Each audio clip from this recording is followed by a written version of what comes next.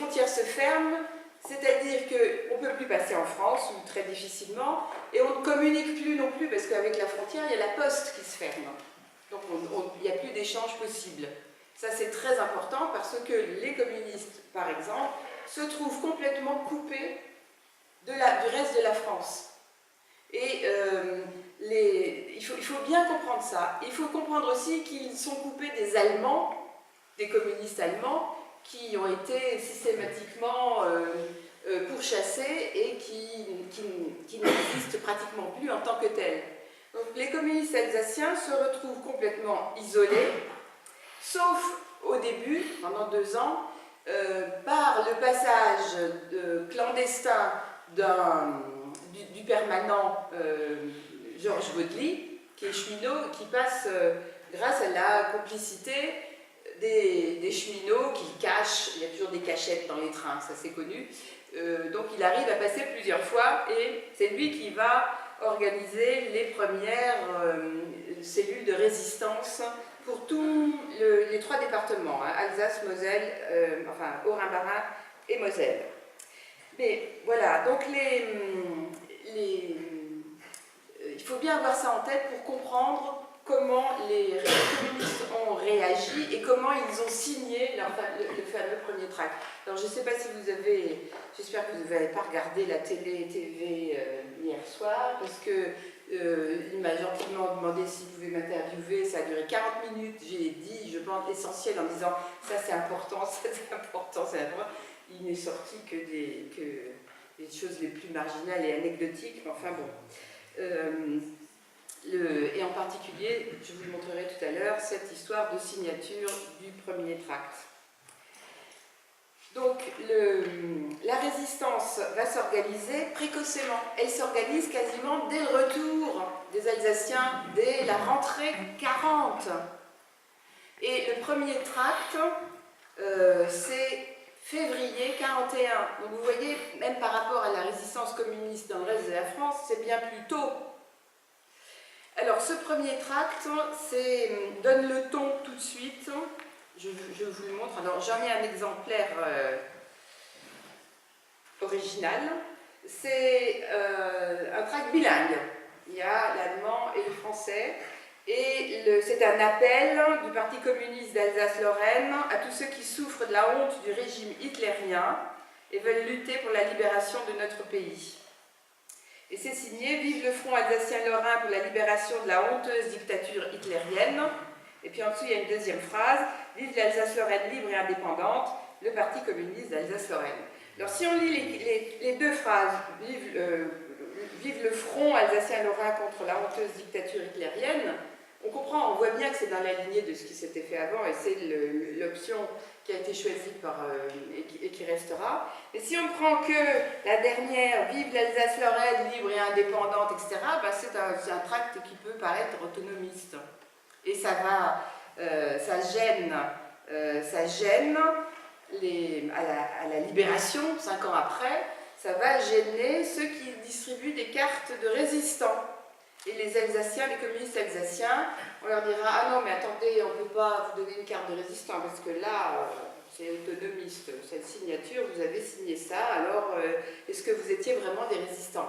Ben oui, ils étaient résistants, mais ils n'étaient pas patriotes au sens du reste de la France. Ça, c'est tout à fait important. Voilà, donc, bien. Alors, cette résistance donc, précoce va prendre des formes diverses que je vais vous énumérer. D'abord, c'est l'organisation sur le lieu de travail, comme je l'ai dit. C'est dans les principaux bastions de la classe ouvrière d'avant-guerre. Alors, c'est quoi? Ben, c'est les ateliers de chemin de fer. Ceux-là, ils ont toujours... La CGT était très puissante et le Parti communiste aussi. La SFIO n'y participe pas. Là, la SFIO a été très peu présente dans les actes de résistance en Alsace-Lorraine, un peu dans le Haut-Rhin, mais ici, non. Donc les ateliers de chemin de fer à Bischheim, à Mulhouse, les gares et tout, parce que la résistance s'est développée comme partout en France, hein, le long des voies de chemin de fer. Parce que c'est les cheminots qui distribuaient les tracts, qui les déposaient ou qui aidaient les militants à se déplacer. Il y a les mines de potasse, Et puis les autres ateliers de construction mécanique ou les usines d'armement. C'est très important de savoir que même là où il y a le plus d'Allemands nazis et où il y a l'armement le plus moderne, je pense aux usines d'automobiles Matisse qui sont à la Méno, qui sont toujours, enfin c'est plus les automobiles Matisse maintenant, c'est le garage Citroën, vous voyez où c'est? Le garage Citroën, vous voyez à côté du lycée Couffignal. Et bien ça a commencé là, on voit encore la façade arrondie style 1930 là, et ça allait jusqu'au canal. Ça c'était les usines Matisse, c'était vraiment une très très grosse entreprise. Matisse s'en va, les Allemands réquisitionnent, mettent son usine sous séquestre, et même, alors il y avait un bâtiment de 700 mètres de long. Donc il y avait des ateliers extrêmement bien organisés, et derrière, au fond, derrière, près du canal, ils vont construire une usine de réparation de moteurs d'avion et d'études de moteurs d'avion absolument moderne. Je vous invite à aller la visiter. Bon, c'est plus une usine, mais on voit encore ces blocs cubiques qui sont très très beaux, hein, c'est de la belle architecture industrielle, et il y aura là la formation d'apprentis de pointe. Et ironie du sort si on veut, mais une grande partie de ceux qui seront les résistants et la génération d'après-guerre, les tout jeunes résistants ou les réfractaires, on va dire, et les cadres de la CGT seront formés là. Il y a Martin, il y a Boer, il y a Spielmann, il y en a vraiment un grand nombre. Donc,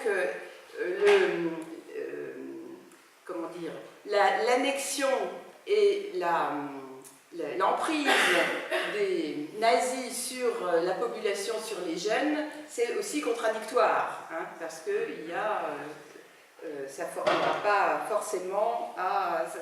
sera pas forcément efficace, comme je viens de vous le dire. Alors, c'est une résistance sans armes, je l'ai dit. Ils ont tenté, elle n'est pas armée parce qu'elle n'a pas de contact avec la France. Et où est-ce qu'ils auraient eu des armes? Alors, ils ont essayé de voler quelques explosifs destinés aux mines de potasse, mais c'est pas du tout la même chose de faire sauter une galerie dans une mine de potasse et puis faire sauter un train avec les... Bon, alors ils y sont jamais arrivés et de toute façon, ils ont été pris avant. Donc c'est une résistance totalement sans armes. C'est une résistance sans maquis, puisque vous voulez... la frontière est très très bien gardée, les départements sont très petits. Où est-ce que vous voulez aller vous cacher? On peut y aller partout. Il y avait le club des chiens qui avait fait des chemins partout en plus. Donc tout est facilement accessible. Il n'y a pas le Vercors, il n'y a pas la Garrigue, etc. On n'est pas en Corse. Hein. L'Alsace, c'est, comme m'avait dit Louis XIV, un beau jardin où on peut se promener. Donc ça, c'est pas possible. Et il y a une grande colonisation d'Allemands. Alors, les moyens de résistance, ça va être des sabotages dans les entreprises. Mais là aussi, les moyens sont assez limités parce que vous pouvez toujours essayer de saboter une machine. D'abord, il faut savoir comment on sabote bien. Bon, alors l'ouvrier qui est sur la machine, il sait. Mais il faut aussi saboter pour qu'on ne soit pas reconnu. Parce que si tout de suite on sait que le sabotage il est dû à là, c'est celui-là qui est à ce poste-là, donc c'est beaucoup trop dangereux. Et puis il faut que le sabotage soit efficace, mais pas dans l'entreprise elle-même. Il faut que ça soit... donc c'est très compliqué le sabotage. Les sabotages, ça va être des maladresses d'aiguillage dans les gares. Alors il y a des wagons qui se renversent, ça c'est pas de chance, ça, bah oui.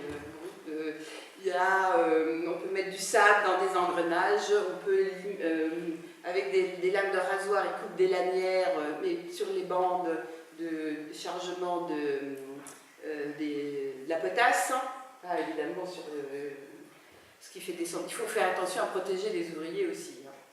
Donc il y a quelques sabotages, mais c'est pas toujours très très efficace. Donc il faut en fait inventer des pannes impossibles à identifier. Et pour ça, il faut l'aide souvent des ingénieurs. Alors, l'action la plus facile, c'est quand même la presse. Enfin, théoriquement. Donc, la résistance communiste va imprimer des feuilles, des journaux, ça s'appelle un journal, ça c'est l'humanité, hein, réduite à sa plus simple expression. Ça pose beaucoup de problèmes parce que toutes les Ronéo ont été prises, confisquées par les Allemands, sauf une, qui sont arrivés à cacher. Donc, à Bischheim, ils ont réussi à la cacher, alors il faut la déplacer, c'est comme dans la résistance, hein, on a vu les films, c'est gentil, mais il faut la déplacer, il ne faut pas que ça fasse trop de bruit, et il faut de l'encre, ça ne se trouve pas à l'épicerie, il faut du papier, ça non plus, puis il faut des stencils.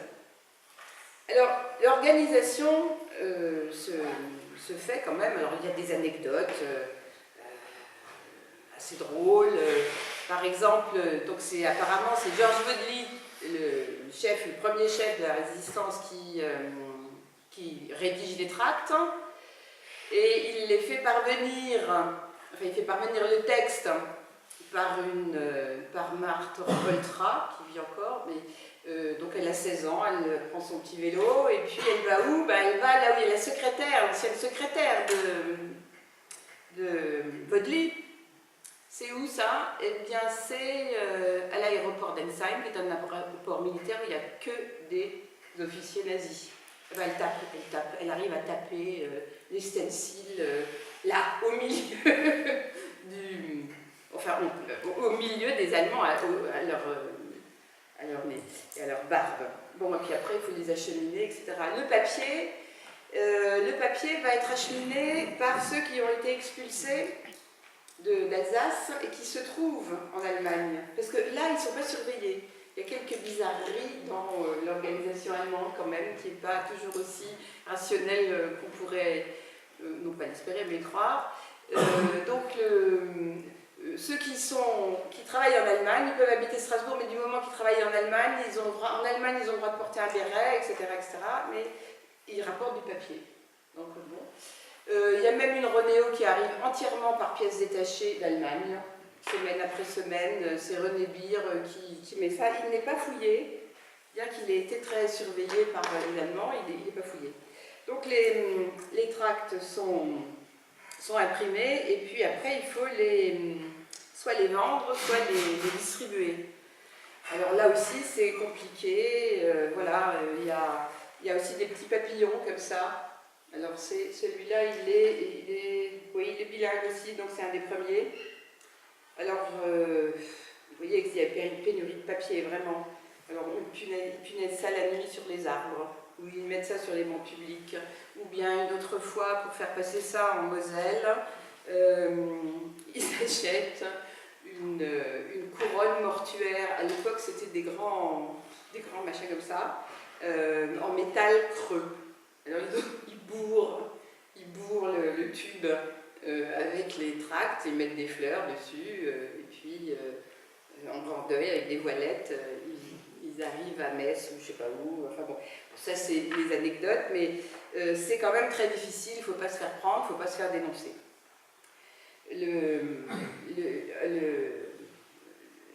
À Strasbourg, enfin à Bischheim, celui qui transporte la Ronéo est vu par un voisin. Il a beau dire que c'était un sac de pommes de terre, il est pris et il est emmené rue du Fil, et plutôt que de risquer de dénoncer ou de risquer de parler, il se suicide. Il a 3 enfants, enfin c'est vraiment une tragédie. C'est Louis Kiefer. Voilà, donc il y a des distributions qui s'organisent sous le manteau, au fond des mines, ou dans les ateliers de Bischheim. Plus le papier devient rare, plus ça va être petit. Alors là, j'ai pas de... Après, ça sera des petits morceaux, juste grands comme ça. Hein, Alors, il y a aussi une espèce d'entraide morale, et c'est ce qui a intéressé le journaliste d'hier soir. Les familles de militants, pour s'informer, se donner des informations, pour discuter aussi, organisent des pique-niques. À Erstein, par exemple, il y a souvent des pique-niques. Alors, tout le monde est là en famille, et puis à un moment donné, il y en a qui vont vers un peu dans la forêt et qui discutent et qui échangent des papiers, etc. On chante aussi. Ça a beaucoup étonné les journalistes parce que c'est bien dans la tradition révolutionnaire.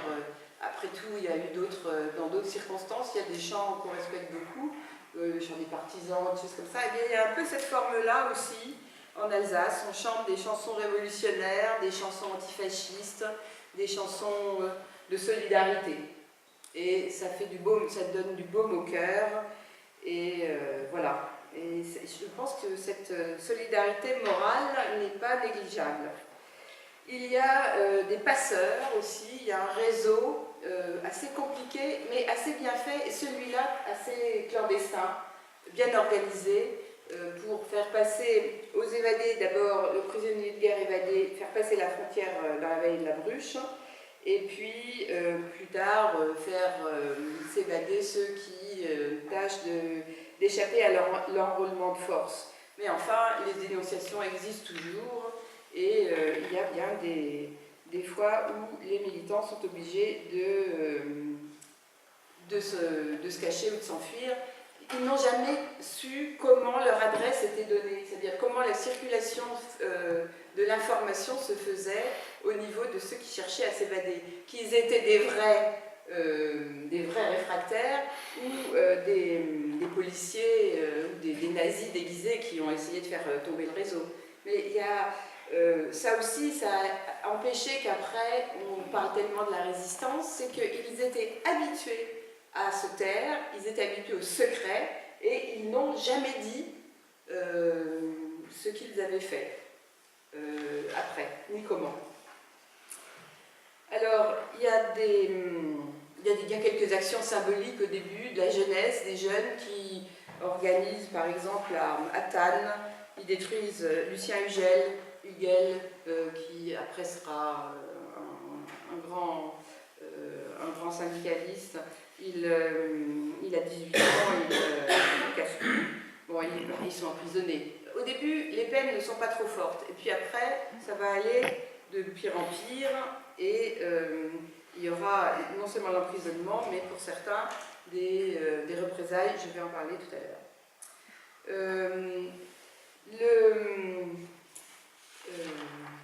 Alors, la répression.